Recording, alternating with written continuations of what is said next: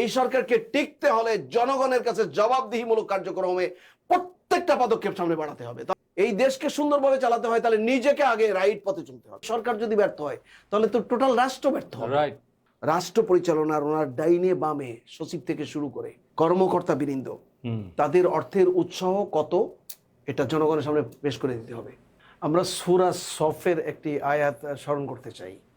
রব্বে কারিম সেখানে আমাদের জন্য মেসেজ দিয়েছেন আজ থেকে প্রায় 1450 বছর আগে মানবতার শিক্ষক মুহাম্মদ রাসূলুল্লাহর মাধ্যমে। সেখানে আল্লাহ বলছেন যে ইয়া আইয়ুহাল্লাযীনা আমানু লিমা তাকুলুনা মা লা তাফআলুন, ওহে ইমানদারেরা তোমরা সেই কথা কেন বলো যে এই কথা অনুপাতে নিজে সেই বিষয়টি করো না। কাবুরা মাকতানি ইনদাল্লাহি আন তাকুলু মা লা তাফআলুন, এটা আল্লাহর কাছে খুবই জঘন্য তোমাদের বিষয়ে, খুব জঘন্য অপরাধ, পাপের কাজ যে নিজে যে কাজটি করো না সেটা অপরকে করার জন্য বলা। আমরা প্রত্যাশা করছি, আশা করছি, পরামর্শ দিচ্ছি, সব ঠিক আছে। তার কারণ সরকার 12 তারিখ ফেব্রুয়ারি মাসে নির্বাচন, কয়দিন আগেই গঠন হলো। আমরা দেখেছি যে 15 বছর 6 মাস 28 দিন একটা লুটকারী এদেশের মাফিয়া যে এখন দেশের বিদেশে আছে এবং তার আন্ডা বাচ্চা সহ সব পালাইছে। এই 15 বছর 6 মাস 28 দিন দেশ লুট করেছে। এরপরে 1.5 বছর আসলো যারা দেশ চালাইলেন, ডক্টর ইউনূস সাহেবের কিছু বদান্যতা ছিল, কিন্তু তার সাথে যে টিম ছিল সে টিমের ব্যাপারে অনেক আপত্তি আছে, অনেক কথাবার্তা আমরা টকশোতে বলেছি। এখন যিনি ক্ষমতায় এসেছেন তিনি অত্যন্ত মাজলুম একজন ব্যক্তি, যাকে 2001-এর পরে 2006-এর পরে তাকে বাংলাদেশের রাষ্ট্রযন্ত্রকে ব্যবহার করে তাকে ধরে নিয়ে যেভাবে মানসিক, শারীরিক এবং অপমানকর তাকে নির্যাতন করা হয়েছে। তিনি খুবই অসুস্থ ছিলেন। তো এই অসুস্থতার পরে এত বছর তিনি দেশের বাইরে ছিলেন। তার পরিবারটা কিন্তু খুবই উচ্চশিক্ষিত, তার মেয়ে উচ্চশিক্ষিতা। তো আমি তাকে যে পরামর্শ দিব সেটা হলো যে আমরা তো আশা করবই, প্রথমে এখন যদি আমরা জাতিকে নিরাশ করে দিই তাহলে তো এই সরকার যদি ব্যর্থ হয় তাহলে তো টোটাল রাষ্ট্র ব্যর্থ হবে। কারণ একটা নির্বাচন তো হয়েছে, জনগণ তো নিরঙ্কুশভাবে ভোট দিয়েছে, আমরা ভোট দিয়েছি। তো এখন নির্বাচনের পরে যেভাবেই হোক না কেন সরকার তো উল্লেখযোগ্য সংখ্যক সিট পেয়ে ক্ষমতা এসেছে। এই সরকার আমরা চাই যে সুন্দরভাবে দেশ চালাক, 5 বছর দেশ ভালোভাবে চালাক এবং জনগণ যেন শান্তি এবং স্বস্তি পায়।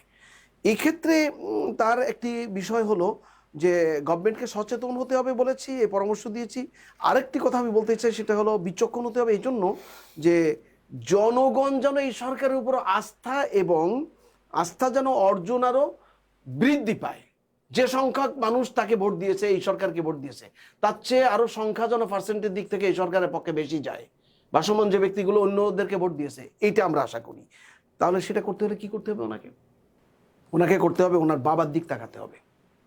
প্রথম কথা, ওনার বাবার যে কয় বছরই তিনি রাষ্ট্র চালাক না কেন, তিনি কি তার বাবার ইন্তেকালের পরে ছোট ছিলেন? তার ছোট ভাই আরো ছোট ছিলেন।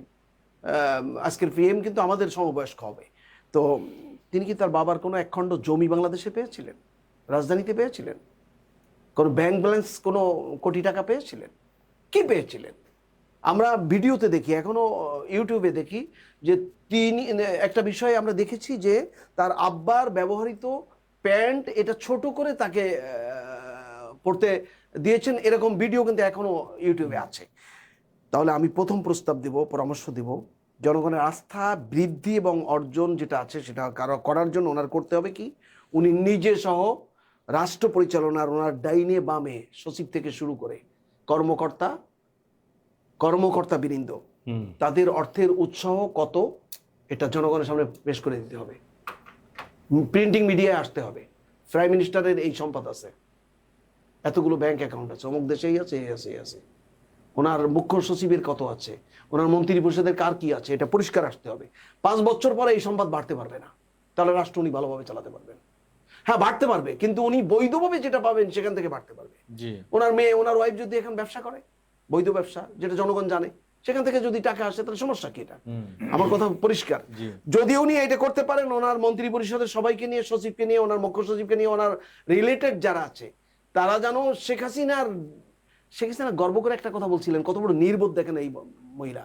তিনি বলছিলেন যে আমার অমুক একজন পিয়ন ছিল, সে এখন হেলিকপ্টার ছাড়া চড়ে না, এবং 400 না 300 কোটি টাকার কথা তিনি নিজে স্বীকার করেছিলেন। এইটা যে 400 কোটি টাকা, তাহলে এইটা যে নিজে বললে নিজের পায়ে নিজে কোড়াল মারলেন, এরকম যেন কোনো অবস্থা তৈরি না হয়, তাহলে জনগণ কিন্তু ওনার দিকে ফিরবে, জনগণ কিন্তু ওনার দিকে তাকাবে, ওনার দিকে ধাবমান হবে। এই মৌলবাদী সংগঠন যারা বিরোধী দল, তাদের থেকে আরো কিছু লোকজন ওইদিকে চলে যাবে। কিন্তু যদি উনি ব্যর্থ হন সমস্ত কাজ চালাতে, যে এই ব্যাংক যদি দুর্বৃত্তায়নকারীদের হাতে আবার তুলে দেন, তিনি যেভাবে যা করছেন সেগুলো নিয়ে আমি যদি কথা বলি, তাহলে প্রথমেই শুরুতেই এটা অতিরিক্ত হয়ে যাবে কিনা আমি চিন্তা করছি। কথা বলতে আমার কোনো সমস্যা নেই। যেমন আমরা দেখতে পেয়েছি যে তিনি বগুড়ায় যে একটা বক্তব্য দিয়েছেন, আমি বিনয়ের সাথে বলি প্রধানমন্ত্রীকে, আপনি বগুড়ায় যে চমৎকার বক্তব্য দিয়েছেন যে জুলাই সনদ এটা সেটা অক্ষরে অক্ষরে পালন করবেন, তাহলে অক্ষরে অক্ষরে পালন করলে আপনি এগুলো কিভাবে করলেন? এটা কি করে করলেন আপনি? যে যেমন গণভোটের অধ্যাদেশ, এটাকে বাতিল করলেন কিভাবে? সেই দিন বাতিল করেছেন যেদিন অধ্যাদেশ ছিল দুর্বৃত্তায়নকারী বিগত সরকারের যে কার্যক্রমকে বাতিল করার যে অধ্যাদেশ ছিল ইউনূস সরকারের সময়, এটাকে সংসদে বিল আকারে সেটাকে অনুমোদন দেওয়া, তারপর সেটাকে আইনে পরিণত করা। তাহলে জাতীয় মানবাধিকার কমিশন অধ্যাদেশ এটা কি কোথায়, কোন অবস্থায় আছে? গুম প্রতিরোধ ও প্রতিকার অধ্যাদেশ কোথায় আছে? পুলিশ কমিশন অধ্যাদেশ কোথায় আছে? সুপ্রিম কোর্ট সচিবালয় অধ্যাদেশ যেটা পৃথক, এটা কোথায় গেছে? এই 10টি বিষয় আমি আপনার সামনে পেশ করতে চাই। সুপ্রিম কোর্টের বিচারক নিয়োগ অধ্যাদেশ, তথ্য অধিকার সংশোধন অধ্যাদেশ, মাইক্রো ফাইন্যান্স ব্যাংক অধ্যাদেশ, ব্যাংক রেজুলেশন অধ্যাদেশ, এই 10টি বিষয় কোথায় গেছে? আপনারা যে আশা করছেন, প্রত্যাশা করছেন, আমিও আপনাদের সাথে আশা করছি, এই অধ্যাদেশগুলো কোথায় গেছে? আজকে হয়তো এই ভাষায় কথা বলেছি, 6 মাস পরে এই ভাষায় কথা বলবো না, হয়তো জেলে থাকতে হবে, আর নাহলে কথা বলতে দিতে হবে। পরিষ্কার কথা। আর আইনজীবী তো আছে বন্ধুবার, টাকা না দিলেও উনি ছাড়ানোর জন্য চেষ্টা করবেন কোর্টে। আমি পরিষ্কার বলছি যে যদি এই দেশকে সুন্দরভাবে চালাতে হয়, তাহলে নিজেকে আগে রাইট পথে চলতে হবে, সঠিক পথে নিজেকে চলতে হবে। তাহলে আপনার ডাইনে বামে আপনি 9টায় শুধু অফিস যাচ্ছেন, এটাই যথেষ্ট না। অর্থের উৎস কোথায়? অর্থ আপনাকে দিয়ে কেউ কামাচ্ছে কিনা, আপনি গভর্নর নিয়োগের ক্ষেত্রে আপনাকে টাকা দিয়েছে কিনা, বা আপনার ডাইনে বামে যারা বসা আছে তাকে টাকা দিয়েছে কিনা, জনগণ জানতে চায় এটা।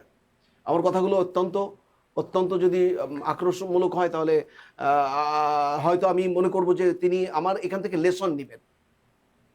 প্রতিকার করলে কোনো কিছু আসবে যাবে না, কারণ বিগত সরকারের 15.5 বছরের সরকারের যে মেরুদণ্ড যে শক্ত ছিল, তার civil service, police, BDR, magistrate এবং হাইকোর্টের বিচারকরা থানার ওসির মতো ব্যবহার হতো শেখ হাসিনার হাতে।